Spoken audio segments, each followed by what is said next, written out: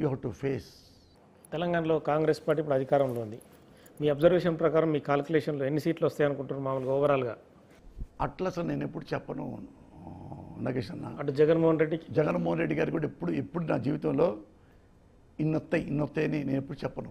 ఎందుకంటే నేనేమనుకుంటానంటే జగన్మోహన్ రెడ్డి గారి విషయంలో జగన్మోహన్ రెడ్డి గారి గురించి నేను అంచనా వేసుకుంటా.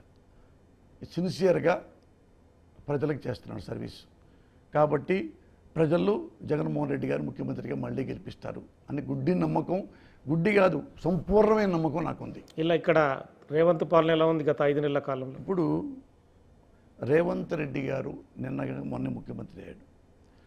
ఈయన ఎన్టీ రామారావు గారి కంటే ఫాస్ట్గా ముఖ్యమంత్రి అయ్యారు.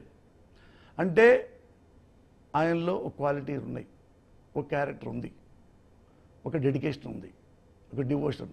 నేను ముఖ్యమంత్రి అవ్వాలి, నేను ప్రజలకు సర్వీస్ చేయాలి అని ఒక క్యారెక్టర్ ఆయనలో ఉంది కాబట్టి ఆయన ముఖ్యమంత్రి అయ్యాడు. అయినప్పుడు ఇలాంటి వాడు ముఖ్యమంత్రి అయితే గ్యారంటీగా సర్వీస్ చేస్తాడు, ఆ నమ్మకం నాకుంది. ఎందుకంటే ఇది అలాటాపాగా వచ్చిన ముఖ్యమంత్రి పదవి కాదు ఇది. తెలంగాణలో వేలాది మంది రాజకీయ నాయకులు ఉన్నారు, పెద్ద పెద్ద రాజనీతిజ్ఞులు, సీనియర్ మోస్ట్ ఉద్దండులు, సెంట్రల్ జైల్లో వచ్చిన వాళ్ళు, ఈ రాష్ట్రంలో మంత్రులైన వాళ్ళు, హోంమంత్రులైన వాళ్ళు, రకరకాల పెద్ద పెద్ద వాళ్ళు, ఇంకా మోస్ట్ హానెస్ట్ ఫెలోస్ అందరూ ఉన్నారు. రాజకీయానికి ఏం కావాలంటే సమర్థత కావాలి.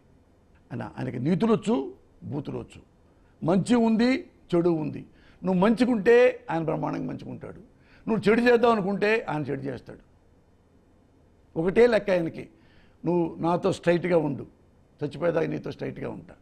నా ఎదురుగా చూస్తూ నా వెనక పొడవాలనుకున్నావు అనుకో, నువ్వు ఆలోచించేలోపు నేను పుడిచిపట్టుకుతా. అంత షార్పు, పాదరసం లాంటివాడు, సమర్థుడు. ఇతను మంచి పనులు చేస్తే ఇతని రాజకీయ భవిష్యత్తు చాలా సంవత్సరాలు ఉంటుంది. Thank you.